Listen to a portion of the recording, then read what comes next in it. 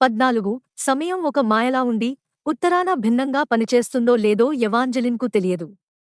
కానీ జాక్స్ దూరం వెళ్లిపోయిన క్షణంలోనే అది వేగంగా ప్రవహించడం మొదలైందని, ఆమె తన ప్రాణాలతో పందెం కాయడానికి సిద్ధంగా ఉంది. ఫీనిక్స్ చెట్టు చుట్టూ ఉన్న ఒక అద్భుతమైన బల్లపై విందు భోజనం ఏర్పాటు చేయబడింది.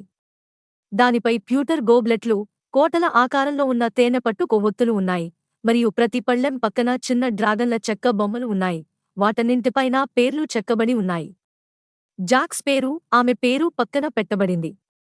అతను రాలేదు. కాని అతని కుర్చీ ఎప్పుడూ ఆసక్తిగల ప్రభువులతో నిండి ఉంది. అతని దృష్టి ఆమె ప్రజాదరణకు అద్భుతాలు చేస్తుందన్న విషయంలో ప్రిన్స్ ఆఫ్ హార్ట్స్ చెప్పింది నిజమే అనిపించింది. ప్రతి ఒక్కరూ మరొకరు నిన్ను ముఖ్యమైన దానిగా చూపించినందుకే నేను నీతో మాట్లాడుతున్నాను అన్న రీతిలో స్నేహపూర్వకంగా ఉన్నారు. ఎంత అందమైన జుట్టు రంగు, అది ఆ యువరాణిలాగే ఉంది వంటి మాటలు ఎవాంజెలిన్ చాలా విన్నది. అయితే ఆ యువరాణి పేరుగాని, ఆమె ఏ యువరాజును పెళ్లి చేసుకుందోగాని ఎవరూ గుర్తు చేసుకోలేకపోయారు. కాని దాదాపు ప్రతి ఒక్కరూ దాని గురించి వ్యాఖ్యానించారు. ఇవాంజెలిన్ శ్రద్ధగా, మర్యాదగా ఉండటానికి తన వంతు ప్రయత్నం చేసింది. కాని ఆమెకు ప్రిన్స్ అపోలోను ముద్దు పెట్టుకోవడం గురించే ఆలోచన వస్తోంది. ఆమెలోని ఒక భాగం ఆ ఆలోచన పట్ల కొద్దిగా ఆసక్తి చూపింది. ఒక యువరాజును ముద్దు పెట్టుకోవాలని ఎవరు కోరుకోరు, కాని ఆమెకు అది ఇలా జరగాలని లేదు. ఆమె అతనిపై తనను తాను బలవంతం చేసుకోవాలనుకోవడం లేదు, మరియు జాక్స్ కూడా తన చేత ఇలా ఎందుకు చేయించాలనుకుంటున్నాడో ఆమెకు అర్థం కాలేదు. దీనివల్ల జాక్స్కు ఏమీ ప్రయోజనం? ఈ రాత్రి అపోలోను ముద్దు పెట్టుకోకపోతే తను చనిపోతానని జాక్స్ ముందు చెప్పినప్పుడు అతను తమాషా చేస్తున్నాడని ఇవాంజెలిన్ ఆశించాలనుకుంది. కాని జాక్స్ తమాషా చేస్తున్నట్లు మాట్లాడినా కూడా విషయాన్ని చాలా తీవ్రంగా తీసుకునే రకంలా అనిపించాడు. మరియు ఆమె రాయిగా మారినప్పుడు అతను ఆమెను వదిలేసిన తీరును బట్టి చూస్తే తాను కూడా శవంగా మారినా అతనికి ఏమీ పట్టదని ఎవాంజెలిన్ ఊహించగలిగింది. లేదా, క్షమించండి మిస్ ఫాక్స్, ఒక రాజభటుడు ఆమె భుజం మీద తట్టాడు. ఇది మీరు చనిపోయే సమయం. ఇవాంజెలిన్ ఉలికిపడింది, కాని ఆ పరిచారకుడు అది చెప్పలేదని త్వరగా గ్రహించింది. అతను నిజానికి చెప్పింది, ఇది మీరు యువరాజును కలవవలసిన సమయం అని. కాని ఆ క్షణంలో అది కూడా అదే విషయంలా అనిపించింది. జాక్స్ తనను యువరాజు అపోలోను ముద్దు పెట్టించాలని ఎందుకు కోరుకుంటున్నాడో చెప్పడానికి ఆమెకు ఒకే ఒక సిద్ధాంతం తోచింది. జాక్స్ అతన్ని చంపాలనుకుంటున్నాడు. జాక్స్ తన రక్తంతో ఆమె పెదవులకు రంగు వేసి తన మాయలో కొంత ఆమెకు ఇచ్చాడు, మరియు అతని ప్రాణాంతకమైన ముద్దులోనే అతని మాయ ఉంది.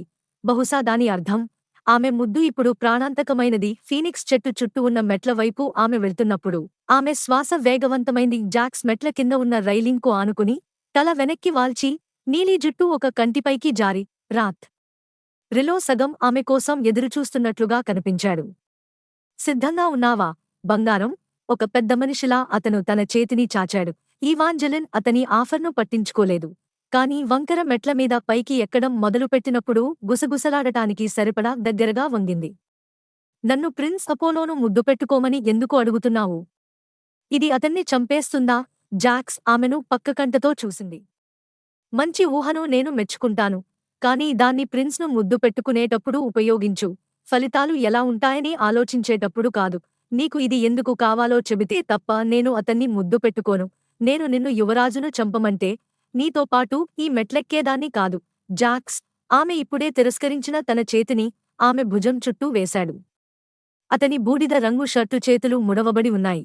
దాంతో ఆమె అతని చల్లని, రాతిలాంటి గట్టి చర్మాన్ని స్పృశించగలిగింది. అతను ఆమెను తన పక్కకు దగ్గరకు తీసుకురాగా ఆ స్పర్శకు ఇవాంజెలిన్ చర్మం మీద చిన్న, ఇష్టం లేని ముచ్చెలు వచ్చాయి. ఒకవేళ నువ్వు వాళ్లతోనే గదిలో ఉండబోతే ఇంకొకరి చేత హత్య చేయించడంలో అర్థం లేదు, ఎవాంజెలిన్ వాదించడం కొనసాగించాలనుకుంది. కాని జాక్స్ చెప్పింది నమ్మశక్యంగా అనిపించడంతో ఆమెకు కొంత ఉపశమనం కలిగింది. ఎవాంజెలిన్ నిజంగా చనిపోవాలనుకోవడం లేదు, కాని అలా చేస్తే యువరాజుకు నొప్పి కలుగుతుందని అనుకుంటే అతన్ని ముద్దు పెట్టుకోలేనని కూడా ఆమెకు తెలుసు. అది మీ ప్లాన్ కాకపోతే నేను అతన్ని ముద్దు పెడితే ఏం జరుగుతుంది? అది నువ్వు ఎంత బాగా చేయగలవన్న దానిపై ఆధారపడి ఉంటుంది. జాక్స్ చల్లని చూపు ఆమె పెదవుల వైపు వెళ్ళింది. నువ్వు ముద్దు పెట్టడం వచ్చు కదా? నాకు ముద్దు పెట్టడం బాగానే తెలుసు. ఆమె తన చేతిని లాక్కొంది. జాక్స్ ముఖం చిట్లించాడు. నువ్వెందుకు అంత కోపంగా ఉన్నావు? ప్రిన్స్ అసహ్యంగా ఉన్నాడని అనుకుంటున్నావా? ఇది అతని రూపం గురించి కాదు. నేను అతనికి హాని చేయాలనుకోవడం లేదు. నేను నన్ను నమ్మమని నీకు చెప్పను. ఎందుకంటే అది మంచి ఆలోచన కాదు. కాని నేను నిన్ను అపోలోకు హాని చేయమంటే అది జరిగే సమయంలో నేను ఇక్కడ ఉండేదాన్ని కాదు అని నువ్వు నమ్మొచ్చు. వారు మెట్ల పైకి చేరుకున్నప్పుడు బాల్సం మరియు కలప యొక్క చిక్కటి సువాసనలు గాలిలో వ్యాపించాయి. వారిపైన గోధుమ రంగు మరియు బంగారు రంగు ఆకులు సవ్వడించాయి. మరియు ఎవాంజెలిన్, యువరాజు అపోలో యొక్క బాల్కనీ సూట్ పైకప్పులా ఉన్న కొమ్మలపై ఒకే రకమైన గోధుమ మరియు బంగారు రంగు ట్యూనిక్లు ధరించిన కనీసం అరడజను మంది గార్డులు కూర్చుని ఉండటాన్ని గమనించింది. ఆమె జాక్ను భయంతో చూసింది. భయపడకు, అతను గుసగుసలాడాడు. యువరాజును ముద్దుపెట్టుకున్నందుకు ఎవరూ నీపై బాణం వేయరు. కాని ఆమె యువరాజును ముద్దుపెట్టినప్పుడు ఏదో జరగబోతోంది. ఇందులో నుండి బయటపడటానికి ఇవాంజెలిన్ ఇంకా కష్టపడి ప్రయత్నించి ఉండాల్సింది. ఇప్పుడు ప్రయత్నించాలా అని ఆమె ఆలోచించింది. యువరాజు అపోలో తన బాల్కనీ రైలు వద్ద నిలబడి వెన్ను తిరిగి కింద దృశ్యాన్ని చూస్తున్నాడు. కాని అప్పుడు అతను వెనక్కి తిరగాల్సి వచ్చింది. అతను పొడవుగా ఉన్నాడు. కాని జాక్స్ అంత అసాధారణంగా ఆకర్షణీయంగా లేడు. అపోలో ముఖం సాంప్రదాయకంగా అందంగా ఉండటం కంటే మరింత ఆసక్తికరంగా ఉండేది. అతనికి కొద్దిగా వంకరగా ఉన్న గద్దపిల్ల ముక్కు ఉండేది. అది బహుశా మరొకరి ముఖాన్ని అధిగమించి ఉండేది. కాని అతని మందపాటి నల్లటి కనుబొమ్మల నుండి లోపలికి ఉండిన కళ్ల వరకు అతని ముఖంలోని అన్ని లక్షణాలు కొద్దిగా తీవ్రంగా ఉండేవి. అతని చర్మం ఆలివ్ రంగులో ఉండేది. అతని జుట్టు దట్టంగా, నల్లగా ఉండేది మరియు అతని ముఖంలోని గట్టి లక్షణాలను మరింతగా ప్రదర్శించడానికి దగ్గరగా కత్తిరించబడి ఉండేది. అతను కొమ్ముల కిరీటాన్ని వదులుకున్నప్పటికీ అతను ఇంకా స్పష్టంగా ఒక యువరాజులాగే కనిపించాడు. తన బాల్కనీ కంచెకు ఒక మోచేయి ఆనించి ఆమెను చూసి చిరునవ్వు నవ్వినప్పుడు అతని ఆకర్షణ పూర్తిగా ఆధిపత్యంగా ఉంది. ఆ నవ్వు ఇలా చెబుతున్నట్లుగా ఉంది, నేను ఈ గదిలో అత్యంత అందమైన వ్యక్తిని కాకపోవచ్చు, కాని నీకు నాపై ఆసక్తి ఉందని నీకు తెలుసు. తను అలాగే ఉన్నానని ఇవాంజెలిన్ కాదనలేకపోయింది. అతను కేవలం ఒక యువరాజు అయినందువల్ల అలా అనిపించిందో లేదా ఆమెను ఉద్రేకపరిచే అతని చూపుల వల్లనో ఆమెకు ఖచ్చితంగా తెలియదు. లూక్ కూడా అలాంటి ఉద్రేకభరితమైన చూపులు చూపడానికి ప్రయత్నించాడు. కాని అపోలోలాగా దానిలో ఎప్పుడూ అంతగా నిష్ణాతుడు కాలేదు. అతని కళ్ళు లోతైన గోధుమ రంగులో అంబర్లా మెరుస్తూ, వాటిలో మెరిసే ఇత్తడి రంగు చిన్న చిన్న చుక్కలతో ఉండేవి. నువ్వు కొంచెం నోరూరుతున్నావు అన్నాడు జాక్స్. దాని గురించి మర్యాదగా మౌనంగా ఉండే సంస్కారం కూడా అతనికి లేదు. అపోలో ముదురు స్వరంతో చాలా అవమానకరంగా నవ్వాడు. ఎవాంజెలిన్ దాక్కోవాలనుకుంది. కాని బాల్కనీలోని విశ్రాంతి కుర్చీలు నేలకు చాలా దగ్గరగా ఉన్నాయి. దాని కిందకి వంగి దాక్కోలేదు. పైగా యువరాజు ఇప్పటికే గంభీరంగా తన వైపు నడుచుకుంటూ వస్తున్నాడు. విచారపడకండి, మిస్ ఫాక్స్. అపోలో వారి మధ్య ఉన్న కొద్ది దూరాన్ని త్వరగా అధిగమించాడు. అతని ముఖంలో తీవ్రత ఉన్నప్పటికీ అతను తనకంటే 2 సంవత్సరాలు మాత్రమే పెద్దవాడిగా కనిపించడం ఆమెకు ఆశ్చర్యం కలిగించింది. గరిష్టంగా 19 లేదా 21 ఉండవచ్చు. నాకు తెలిసిన మన స్నేహితుడికి అసూయగా ఉంది అనుకుంటా. నువ్వు ఎంత అందంగా ఉంటావో వారాలుగా నాకు చెబుతూనే ఉన్నాడు. కాని ఇప్పటివరకు అతను అతిశయోక్తి చేస్తున్నాడని నేను అనుకున్నాను. జాక్స్ నా గురించి నీకు చెప్పాడా? ఇవాంజెలిన్ తన ఆశ్చర్యాన్ని దాచుకోవడానికి ప్రయత్నించలేదు. ఆమె దృష్టి జాక్స్ పైకి మళ్ళింది. అతను ఇప్పటికే ఆమె పక్కనుంచి వెళ్లి చిన్న సూట్లో తిరుగుతున్నాడు మరియు పార్టీకి కొత్తగా వచ్చినప్పుడు ఇతరులందరినీ చూసినట్లే అదే మౌనమైన ఉదాసీనతతో ఆమె చూపును ఎదుర్కొన్నాడు. చూపులు మాట్లాడగలిగితే ఈ చూపు ఆమెకు ఇలా చెబుతుంది, నేను చెప్పానంత మాత్రాన నేను నమ్ముతున్నానని కాదు. కాని అతను చెప్పాడు. అతను దాన్ని మనస్ఫూర్తిగా చెప్పాడో లేదో ఆమె పట్టించుకోలేదు. ఆ రాత్రి ఆమె రాక ఒక ఆశ్చర్యమని, ఇదంతా అనుకోకుండా జరిగిందని జాక్స్ నటించాడు. కాని ఆమె వస్తున్న విషయం అతనికి వారాల తరబడి తెలుసు. అతను ఈ ముద్దు కోసం వేదికను సిద్ధం చేస్తున్నాడు. ఎందుకు? జాక్స్కు ఏమి కావాలి? ఆమె ఆ యువరాజును ముద్దు చేసినప్పుడు ఏమి జరుగుతుంది? ఎవాంజెలిన్కు ఒక్క కొత్త సిద్ధాంతం కూడా తోచలేదు. ఆమె ప్రయత్నించింది, కాని ఏకాగ్రత పెట్టడం కష్టంగా మారుతోంది. ఆమె హృదయంలో ఏదో చాలా తప్పుగా అనిపించింది. జాక్స్ను మొదటిసారి కలిసినప్పుడు ఆమె గుండె వేగంగా కొట్టుకుంది. కాని ఇప్పుడు దాదాపు ఆమెకు 2 గుండెలు ఉన్నట్లుగా ఉంది. ఆ గుండె దడ అదుపు తప్పి ఆమె ఛాతీలో నొప్పితో కూడిన దరువులా కొట్టుకుంటోంది. త్వరలోనే కొట్టుకోవడం ఆగిపోతుందేమోనన్నట్లుగా ఆమె అపోలో వైపు తిరిగి చూసినప్పుడు ఆమె గుండె వేగంగా కొట్టుకోవడం మొదలైంది. అతన్ని ముద్దు పెట్టుకో, అతన్ని ముద్దు పెట్టుకో, అతన్ని ముద్దు పెట్టుకో. అది కోరికలా కాకుండా ఒక అవసరంలా అనిపించింది. అపోలో ఆమె ఒక అడుగు ముందుకు వేసి తల వంచి తన పెదవులను అతని పెదవులకు ఆనించగలిగేంత దగ్గరగా ఉన్నాడు. అయినా కూడా జాక్స్ దీన్ని ఎందుకు ఏర్పాటు చేశాడో కనీసం తెలుసుకోవడానికి ప్రయత్నించేంత వరకు ఇవాంజెలిన్ అలా చేయలేకపోయింది. దానికి బదులుగా ఆమె ఇలా అనగలిగింది, మీకు జాక్స్ గురించి ఎంత బాగా తెలుసు? ఆ యువరాజు ధైర్యమైన నవ్వు తడబడింది. ఇక్కడికి వచ్చి ఇతర యువకుల గురించి అడిగే అమ్మాయిలకు నేను అలవాటు పడలేదు. దయచేసి నా ప్రశ్నను జాక్స్ పట్ల ఆసక్తిగా తప్పుగా భావించకండి. నాకు జాక్స్ పట్ల ఆసక్తి లేదు. అయినా నువ్వు అతని పేరే చెబుతూ ఉన్నావు. అపోలో మాటలు తమాషాగా ఉన్నా అతని చూపు అలా లేదు. ఆమె వీపు తిప్పినప్పుడు చిత్రపటాలు ప్రజలను అలా చూస్తారని ఇవాంజెలిన్ ఊహించుకునే రీతిలో అతను ఆమెను చూశాడు. ఆ ఆకర్షణీయమైన చిరునవ్వు లేదు. ఆ మండుతున్న గోధుమ రంగు కళ్ళు లేవు. ఒక కత్తిని బయటకు తీసి కాంతిని పట్టించేలా దాన్ని వంచినట్లుగా అతని చూపు ఉండేది. యువరాజు అపోలోకు కూడా ఒక ఆత్మవిశ్వాసం ఉంటుందని అనిపించింది. లేదా బహుశా అతను అంత ఆత్మవిశ్వాసంతో లేడేమో. బహుశా అతను జాక్స్ స్నేహితుల కంటే ప్రత్యర్థులా? బహుశా ఈ విషయం ఏదో విధంగా దాని గురించేనా? జాక్స్ నిజంగా దేనికోసం ప్రయత్నిస్తున్నాడో లేదా ఈ ముద్దు ఏమి చేస్తుందో ఇవాంజెలిన్కు ఇంకా అర్థం కాలేదు. కానీ దాన్ని తెలుసుకోవడానికి ఆమెకు సమయం లేదు. ఆమె గుండె కేవలం వేగంగా కొట్టుకోవడం మాత్రమే కాదు, నొప్పితో, ఒత్తిడితో బాధపడుతోంది.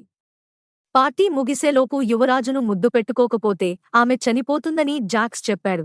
మరియు పార్టీ ఇంకా పూర్తి కానప్పటికీ ఈ సమావేశం మాత్రం ముగిసిందని ఇవాంజెలిన్కు తెలుసు.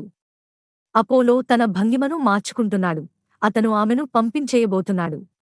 త్వరలోనే అతను ఒక్క మాట కూడా మాట్లాడకుండా వెనుతిరిగి వెళ్ళిపోతాడు. ఒకవేళ ఆమె అతన్ని ముద్దు పెట్టుకోవాలనుకుంటే ఇది ఆమెకు చివరి అవకాశం. ఎవాంజెలిన్ అతని పెదవుల కోసం వెతుకుతూ తన కళ్ళు పైకి ఎత్తింది. కాని ఎందుకో ఆమె దృష్టి అపోలో యొక్క వెడల్పాటి భుజం మీదుగా జాక్స్ వైపు మళ్ళింది. అతను తన పొడవాటి వేళ్లతో వెండి నాణెం ఒకటి గిరగిరా తిప్పుతూ బాల్కనీ కంచెకు ఆనుకుని ఉన్నాడు. అతని పెదవుల మూల కొద్దిగా కదిలింది. మరియు అతను మౌనంగా పెదవులతో ఇలా పలుకుతున్నట్లు నాణెం గిరగిరా తిప్పుతూనే ఉన్నాడు. ఆమె అతన్ని ముద్దు పెట్టుకుంటుందా? ఆమె చనిపోతుందా? ఆమె అతన్ని ముద్దు పెట్టుకుంటుందా? ఆమె చనిపోతుందా? ఎవాంజెలిన్ చివరికి చనిపోతుంది. కాని అది ఈ రాత్రి కాదు. ఆమె తన చూపును అపోలో మీద కేంద్రీకరించింది. ఆమె కంటి చూపు అంచులలో చుక్కలు నాట్యమాడసాగాయి. ఆ యువరాజు భయం అనే మసకబారు రూపంగా మారాడు. క్షమించండి. ఆమె అతని చెంపను పట్టుకోవడానికి చేయి చాచి, పదాల కొనలపై నిలబడి, తన పెదవులను అతని పెదవులకు ఆనించింది. అపోలో కదలలేదు. ఎవాంజెలిన్ గుండె జారిపోయింది. ఇది ఫలించడం లేదు. అపోలో వెనక్కి తగ్గి, కాపలాగా ఉన్నవారిని పిలుస్తాడు. వారు ఖచ్చితంగా ఆమెను కాల్చివేస్తారు లేదా అరెస్టు చేస్తారు లేదా జుట్టు పట్టుకుని పార్టీ నుండి లాక్కెళ్తారు. కాని ఆమెను నెట్టివేయడానికి బదులుగా అపోలో పెదవులు ఆమె పెదవులకు అద్దినట్లుగా ఉన్నాయి. తన స్త్రీ అతిథులతో సంభాషణలను తరచుగా ఇలాగే ముగిస్తాడేమోనన్నట్లుగా. ఎవాంజెలిన్ వీడ్కోలు ముద్దును కోరుకోవడంలో అస్సలు ఆశ్చర్యం లేదు. అతని వెచ్చని చేయి ఆమె నడుమును పట్టుకుని దగ్గరకు లాగింది.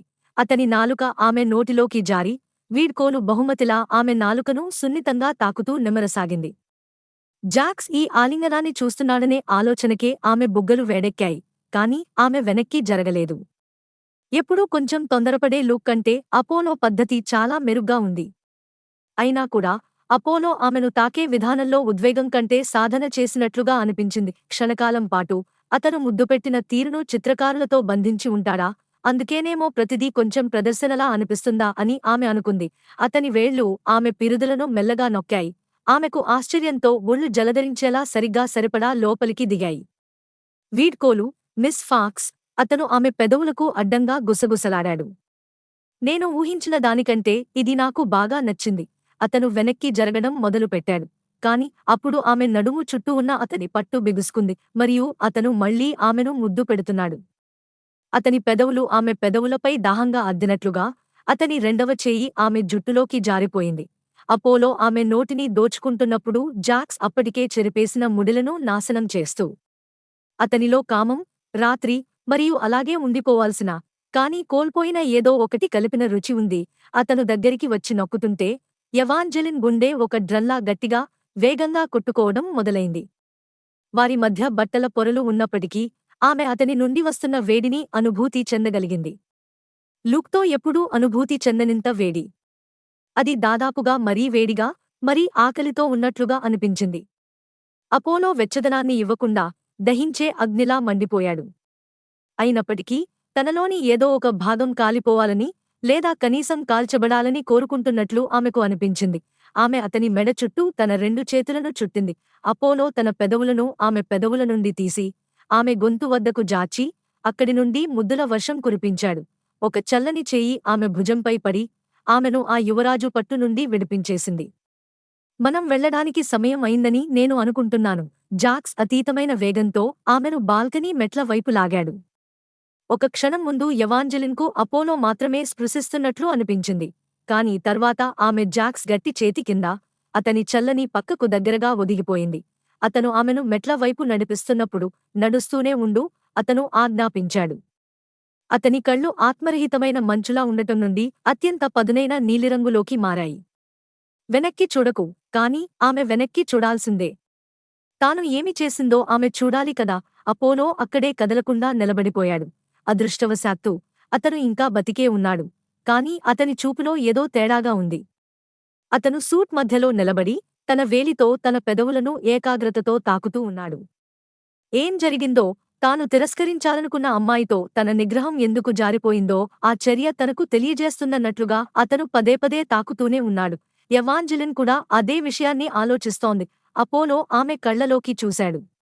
అతని చూపులో ఇంకా వేడి జ్వాలలు కనిపించాయి. కాని అది కామమో లేక కోపమో ఆమెకు అర్థం కాలేదు. జాక్స్, నువ్వు ఏం చేశావు? ఆమె గుసగుసలాడింది. ఇది నేను చేసినది కాదు, చిన్న నక్క, ఇది నువ్వు చేసినది. మరియు రేపు రాత్రి నువ్వు ఇంకా ఎక్కువ చేయబోతున్నావు. 15 రోజువారీ పుకారు పేజీ 1 నుండి కొనసాగింది. ఇవాంజెలిన్ ఫాక్స్ తన వైల్డ్ కార్డ్ అనే పేరుకు తగ్గట్టుగానే ఉంది. నిన్న రాత్రి విందులో హాజరైన చాలామంది మహిళలు ప్రిన్స్ అపోలో కోసం అలంకరించుకుంటుండగా ఇవాంజెలిన్ ఫాక్స్ మాత్రం ప్రిన్స్ యొక్క సన్నిహితులలో ఒకరితో అసభ్యకరమైన ఆలింగనంలో మునిగిపోయి కనిపించింది. అపోలో బహుశా ఒక వధువును ఎంచుకోకపోవచ్చని, అందుకే ఆమె తన దృష్టిని వేరొకరిపైకి మళ్లించిందా లేదా కేవలం అపోలోకు అసూయ కలిగించాలని ఆశిస్తోందా అనేది నాకు ఖచ్చితంగా తెలియదు. కాని నేను ఆమెను ఒక ప్రమాదకరమైన పందెం అని పిలిచినప్పుడు నేను చెప్పింది నిజమే అనిపిస్తోంది. 16 ఎవాంజెలిన చుట్టూ వినిపిస్తున్న గుసగుసలను, కడుపులో నిరంతరం తిప్పే ఆందోళనను పట్టించుకోకుండా ఉండటానికి ప్రయత్నించింది. ఆమె తన తల్లి కథల సొంతమైన అద్భుతమైన ఉత్తరాదిలో ఉంది. అద్భుతమైన దృశ్యాలతో చుట్టుముట్టబడి డ్రాగన్ కాల్చిన ఆపిల్ను ఆస్వాదించబోతోంది. కాని ఆ గుసగుసలు ఒక కథ చివరలో ఉండే విలన్లలాగా ఉన్నాయి. అవి చావడం లేదు. అదే, నేను డ్రాగన్ను పందెం కాస్తాను. నిన్న రాత్రి ప్రిన్స్ అపోలో స్నేహితులలో ఒకరిని ఆమె ముద్దు పెట్టుకుందని చదివాను. వారిని పట్టించుకోకు అని వారి వెనుక గుసగుసలాడుతున్న వారి వైపు భయంకరమైన కోపంతో చూస్తూ మారిసోల్ అంది. వారు స్కాండల్ షీట్స్లో చదివిన ప్రతిదాన్నీ నమ్మకూడదని వారికి తెలిసి ఉండాలి. ఆమె గట్టిగా అంది. అప్పుడు ఇవాంజెలిన్కు ఆమెపై కొంచెం ప్రేమ కలిగింది. ఆ ఉదయం పత్రికలో క్రిస్టోఫ్ ఆమె గురించి రాసిన చాలా వరకు నిజమే అయినప్పటికీ ఆమె జాక్స్తో ఒక వివాదాస్పదమైన స్థితిలో కనిపించింది. అతను ఆమెను ముద్దు పెట్టుకోవాలనుకున్నట్లుగా పట్టుకున్నాడు. ఆమెను ఒక బల్లకు ఆనించి ఆపై తన రక్తంతో ఆమె పెదవులను రంగులు వేశాడు. ఆ ఆలోచనే ఆమె కడుపులో తిప్పింది. ఆ పత్రికను చూసిన వెంటనే మారిసోల్ అదంతా ఒక అబద్ధమని నమ్మింది. మరియు ఎవాంజెలిన్ ఆమెను సరిదిద్దలేదు. ఆ ఉదయం ఆమె మారిసోల్తో కలిసి ఉత్తరాన తమ సమయాన్ని సద్వినియోగం చేసుకోవడానికి రకరకాల శిఖర దుకాణాలను అన్వేషించడానికి బయలుదేరినప్పుడు ఆమె దాని గురించి మర్చిపోవడానికి ప్రయత్నించింది. ఆమె సవతి సోదరి ఉత్తరపు వంటకాలు మరియు అరుదైన పదార్థాల కోసం వెతుకుతుండగా ఎవాంజెలిన్ తన తల్లి కథలలో ప్రస్తావించిన అసాధ్యమైన వస్తువులను కనుగొనాలని కోరుకుంది. ఇప్పుడు వారు వేచి ఉన్న డ్రాగన్ రోస్ట్ చేసిన జిగట ఆపిల్స్ వంటివి డ్రాగన్ మంట ప్రతిదాన్ని తీయగా చేస్తుందని ఆమె తల్లి అనేది. డ్రాగన్ రోస్ట్ చేసిన ఆపిల్స్ నిజమైన ప్రేమ రుచిని ఇస్తాయని అంటారు. ఆ తినుబండారాల కోసం క్యూ చాలా పెద్దదిగా ఉండటంతో ఎవాంజెలిన్ మరియు మారిసోల్ దాదాపు అరగంటగా వేచి ఉన్నారు. ఆ సమయమంతా స్థానికులు ఎవాంజెలిన్ మరియు అపోలో స్నేహితుడితో ఆమె పెట్టిన ముద్దు గురించిన పుకార్ల గురించే మాట్లాడుకుంటున్నారు.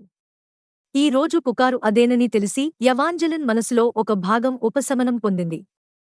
ఇది ఇంతకంటే చాలా దారుణంగా ఉండేది. తన అపోలోతో జరిగిన నిజమైన ముద్దు అతన్ని ఒక మంత్రం కిందకు తెచ్చిందేమోనని భయపడి ఆమె నిన్న రాత్రి పార్టీ నుండి వెళ్ళిపోయింది. ఈ ఉదయం వార్తాపత్రికలు తెరిస్తే యువరాజుకు ఏదో భయంకరమైనది జరిగిందని తెలుస్తుందేమోనని ఆమె సగం భయపడిపోయింది. కానీ మారిన ఏకైక విషయం ఆమె పేరు మాత్రమే, మరియు ప్రజలు చెబుతున్న విషయాలు అంత భయంకరంగా కూడా లేవు. అయినా అవి ఆమెను కలవరపరిచాయి. జాక్స్ నిజంగా దేనికోసం ప్రయత్నిస్తున్నాడో ఆమె మళ్లీ ఆలోచించింది. జాక్స్ మరియు అపోలోల మధ్య ఒక పోటీ ఉందని ఆమె గ్రహించింది. కానీ దానిలో తన పాత్ర ఎలా ఉంటుందో ఆమెకు అర్థం కాలేదు. జాక్స్ తన ముద్దుతో ఏదో ఒకటి సాధించాలనుకున్నాల్సింది. కాని అదేమిటి? ఎవాంజెలిన్ తన మణికట్టును రుద్దుకుంది. విరిగిన గుండె గాయాల క్షతాలు 2 మాత్రమే మిగిలి ఉన్నాయి. నిన్న రాత్రి ముద్దు తర్వాత మూడవది మాయమైపోయింది. ఈ రాత్రి మరో ముద్దు తీసుకుంటానని జాక్స్ సూచించాడు. కానీ ముందుగా అతను తనని పట్టుకోవాలి. ఈ సాయంత్రం అతని చేతికి దొరకకూడదని ఆమె నిశ్చయించుకుంది. నాక్తే నెవరెండింగ్ మొదటి రాత్రిని తప్పించుకోవడం అనే ప్రశ్నే లేదు. ఈ ఉదయం వచ్చిన పుకార్లు అపోలోతో తన అవకాశాలను తగ్గించి ఉండవచ్చు, కానీ వారు వాటిని పాడుచేశారని నమ్మడానికి ఎవాంజెలిన్కు మనసు రావడం లేదు. వారు ముద్దు పెట్టుకున్నప్పుడు వారి మధ్య ఏదో జరిగింది. ఒక్కటే ప్రశ్న, అపోలోతో ఎవాంజెలిన్ పెట్టిన ముద్దులోని ఆ వేడి జాక్స్ ప్రణాళికలో భాగమా, లేక అతను ఊహించనిది ఏదైనా జరిగిందా? ఎవాంజెలిన్కు సమాధానం తెలియదు. కాని జాక్స్ తనను పట్టుకునేలోపు ఈ రాత్రి మళ్లీ అపోలోను కనుగొని ఆ విషయం తెలుసుకోవాలని ఆమె ఆశించింది. ఉప్పు, మీ ఉప్పు, మసాలాలు తీసుకోండి అని ఒక వ్యాపారి రాతి వీధిలో ఒక బరువైన బండిని తోసుకుంటూ అరిచాడు. గ్లేషియల్ నార్త్ గనుల నుండి దిగుమతి చేసుకున్నవి. నా దగ్గర తీపి, కారాల రకాలు ఉన్నాయి. ఎవాంజెలిన్, నేను నిన్ను ఒంటరిగా వదిలేస్తే నువ్వు నన్ను ద్వేషిస్తావా? మారిసోల్ ఆ ఉప్పు బండిని ఆశగా చూసింది. నేను కొన్ని గ్లేషియల్ మసాలాలను ఇంటికి తీసుకెళ్లాలనుకుంటున్నాను. సరే, వెళ్ళు అంది ఎవాంజెలిన్. నేను నీకోసం ఒక ఆపిల్ తీసుకువస్తాను. అవసరం లేదు. నిజానికి నాకు అది వద్దు. మారిసోల్ అప్పటికే వెనక్కి జరుగుతోంది. తన సవతి సోదరికి ఉత్తరం నచ్చినప్పటికీ ఆ చిన్న డ్రాగన్ల పట్ల ఆమెకున్న అసౌకర్యం మాత్రం పోలేదని ఎవాంజెలిన్కు అనిపించింది. మనం ఇంతకుముందు కొన్న గోబ్లిన్ టాట్లతో నా కడుపు ఇంకా నిండి ఉంది అంది మారిసోల్. అయితే నువ్వు ఒకటి తిను. నేను నిన్ను ఇన్ వద్ద కలుస్తాను. ఎవాంజెలిన్ వాదించేలోపే ఆమె వరుసలో ముందుకి వెళ్లిపోయింది మరియు మారిసోల్ ఆమె దిగుమతి చేసుకున్న ఉప్పుల కలలను నిజం చేసుకునే మార్గంలో ఉంది. ఇదిగో మేడం, అమ్మేవాడు ఎవాంజెలిన్కు ఒక కర్రపై వేడిగా ఉన్న ఆపిల్ను ఇచ్చాడు. అది ఇంకా డ్రాగన్ మంటతో చిటపటిలాడుతోంది. ఆపిల్ పైపొర బంగారు రంగులో కారామెలైజ్ అయి ఉంది మరియు ఎవాంజెలిన్ కొరకడానికి వీలైనంత చల్లబడినప్పుడు అది వేడి, మండించే తీపి మరియు జాక్స్ లాగా రుచిగా ఉంది. ఎవాంజెలిన్ కళ్ళు మూసి తిట్టసాగింది. అకస్మాత్తుగా ఆమెకు ఇక ఆపిల్ తినాలనిపించలేదు. ఆమె చేతుల చుట్టూ 2 అలకపచ్చి రంగులో చుక్కలున్న నీలి డ్రాగన్లు ఎగురుతున్నాయి. ఆమె ఎక్కే శిఖర దుకాణాల వైపు నడుస్తూ వాటికి తన తినుబండారం ఇచ్చింది. సూర్యాస్తమయం సమీపిస్తోంది. ఆకాశం ఊదా రంగు కాంతి, బూడిద మేఘాలతో నిండిపోయింది. ఇది మెర్మైడ్ అండ్ ది పెల్స్లోని తన గదికి తిరిగి వెళ్లి నాక్తే నెవరెండింగ్ కోసం దుస్తులు ధరించడానికి సమయం అయిందని ఆమెకు చెబుతోంది. కాని ఎవాంజెలిన్ మాత్రం ఇంకా సిద్ధంగా లేదు. ఆ రోజు ఆమె మారిసోల్తో కలిసి కనీసం 50 దుకాణాలైనా సందర్శించి ఉంటుంది మరియు ఆమె మళ్లీ సందర్శించాలని ఆసక్తిగా ఉన్న ఒక దుకాణం ఉండేది. Lost and found stories other distinguishables. ఆ దుకాణం ముఖభాగం పాతదిగా, రంగు వెలిసిపోయి ఉండేది. కాని ఇవాంజెలిన్ ఆ దుమ్ము పట్టిన కిటికీలోంచి లోపలికి తొంగి చూసినప్పుడు the ballad of the archer and the fox అనే ఒక పుస్తకాన్ని గమనించింది. అది ఉత్తరానికి వెలుపల ఉన్న అరలోకి ఎప్పుడూ చేరలేదు. ఆ కథను ఆమె అమ్మ ఆమెకు చెబుతూ ఉండేది. దాని నిజమైన ముగింపు ఆమెకు ఎప్పుడూ తెలియలేదు.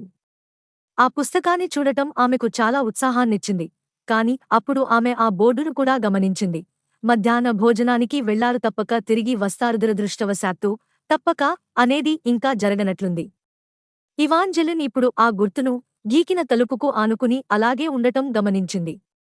యజమాని తిరిగి వచ్చి గుర్తును తీయడం, తలుపు తాళం వేయడం లేదా దీపాలేవీ వెలిగించడం మర్చిపోయి ఉంటాడేమోనని ఆమె తలుపు తట్టింది. హలో, తలుపు సమాధానం చెప్పదు. ఎవాంజెలిన్ వెనక్కి తిరిగినప్పుడు శిఖరాలు ఎంత చీకటిగా మారాయో, సంధ్యా సమయం దాటాల్సిన దానికంటే వేగంగా రాత్రి ఎలా ఆవరించిందో గమనించి ఉలికిపడింది.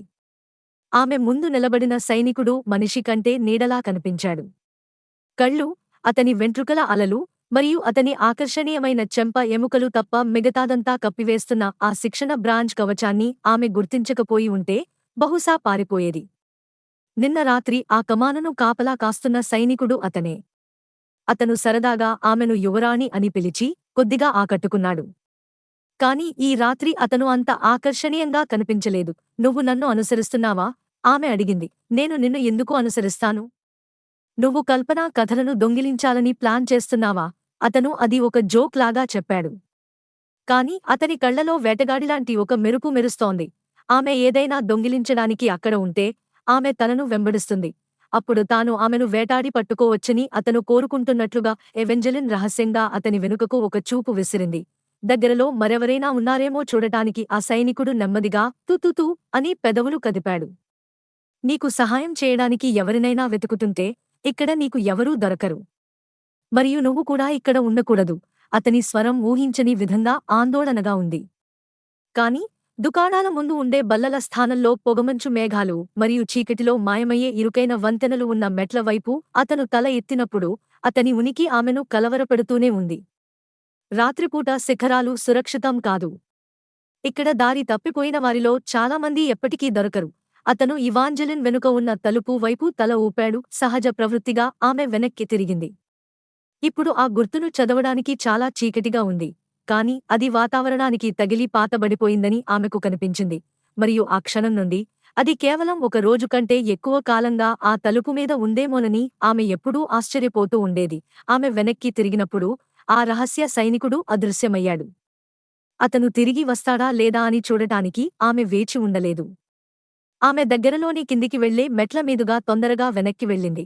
తన స్కర్టులతో ఒకటి కంటే ఎక్కువసార్లు తొట్రుపడింది. తాను గంట కన్నా తక్కువసేపు ఆ శిఖరంలో ఉన్నానని ఆమె గట్టిగా చెప్పగలదు. కాని ఎక్కువ సమయం గడిచి ఉండాలి. గ్యాస్ ల్యాంపులు వెలిగిపోయాయి మరియు వీధులు నోక్తే నెవరెండింగ్ కు ప్రజలను తీసుకువెళ్లే బండ్లతో కిక్కిరిసిపోయాయి. ఇవాంజెలిన్ చివరకు వారి ఇన్లోని గదికి చేరుకునేసరికి మారిసోల్ అప్పటికే సిద్ధంగా ఉంది. మారిసోల్కు బేకింగ్ అంటే చాలా ఇష్టం కాబట్టి సామ్రాజ్య పాలకురాలు ఆమెకు నురుగులా మెరిసే అలల అంచులతో భుజాలు కనిపించే మెడభాగం ఉన్న గౌనును పంపింది. దాని 2 పొరల స్కర్ట్, ఒక పొర తేనెతో మరొక పొర గులాబీ చక్కెరతో చేసినట్లు కనిపించింది. నువ్వు సభలకు హాజరు కావడానికే పుట్టినదానిలా ఉన్నావు అని ఎవాంజెలిన్ అంది. మారిసోల్ ముఖంలో చిరునవ్వు మెరిసింది. ఆమె దక్షిణ దేశంలో ఎన్నడూ లేనంత ప్రకాశవంతంగా కనిపించింది. నేను నీ గౌనును మంచం మీద పెట్టాను, ధన్యవాదాలు. ఇవాంజెలిన్ తన సవతి సోదరిని కౌగిలించుకోవాలనుకుంది. కాని ఆమె దుస్తులు మడతపడటం ఆమెకు ఇష్టం లేదు. నేను ఒక్క నిమిషంలో వచ్చేస్తాను. ఇవాంజెలిన్ త్వరత్వరగా పని పూర్తి చేయడానికి ప్రయత్నించింది. వేడి టంగ్స్తో జుట్టు కర్ల్ చేయడానికి సమయం లేదు. కాని ఆమె త్వరగా ఒక వాటర్ఫాల్ బ్రేడ్ వేసుకుంది. దానికి ఆ రోజు ముందుగా కొనుగోలు చేసిన పట్టు పువ్వులతో అలంకరించింది. ఈ రాత్రికి ఆమె దుస్తులు ఆమె తల్లి తోటలోని పూల ట్రెల్లిస్ను పోలి ఉండేలా రూపొందించబడ్డాయి. అక్కడే ఆమె మారిసోల్ పెళ్లిని కాపాడింది. కాని ఆమెను చూసేవారు ఎవరూ దాని గురించి ఆలోచించరు. ఇవాంజెలిన్ బోడీస్ అడుగు భాగం నగ్న రంగు పట్టుతో ఉండటం వల్ల ఆమె నడుముల వరకు వెళ్లే అడ్డదిడ్డంగా అల్లిన క్రీమ్వెల్వెట్ రిబ్బన్లతో తప్ప మరేమీ ధరించినట్లు కనిపించింది. అక్కడ పాస్టెల్ రంగు పువ్వులు కనిపించడం మొదలై ఆమె దిగువ స్కర్టుల ప్రతి అంగుళం అద్భుతమైన పట్టు ఊదా ఆభరణాలతో అలంకరించిన పీనియన్లు, ట్యూల్ లిల్లీలు, మెలితిరిగిన తీగలు మరియు బంగారు రంగులో పాసలీ నమూనాలతో పాకుతున్న పువ్వుల మిశ్రమంతో కప్పబడేంత వరకు దట్టంగా పెరిగాయి. నేను సిద్ధంగా ఉన్నాను. ఇవాంజెలిన్ సదుపాయపు గదికి చేరుకోగానే నిశ్చలంగా నిలబడిపోయింది. అక్కడ మారిసోల్ ఒక నలుపు తెలుపు వార్తాపత్రికను గట్టిగా పట్టుకుని విగ్రహంలా నిలబడి ఉంది. ఎవరో దాన్ని తలుపు కింద నుండి నెట్టారు అని మారిసోల్ పీక్ కుపోయిన గొంతుతో అంది. ఇవాంజెలిన్ దాన్ని బయటకు తీయడానికి ముందే ఆమె తెల్లటి వేళ్లు బెరుసురు పట్టిన చేతితో ఆ పేజీ అంచును ముడివేస్తూ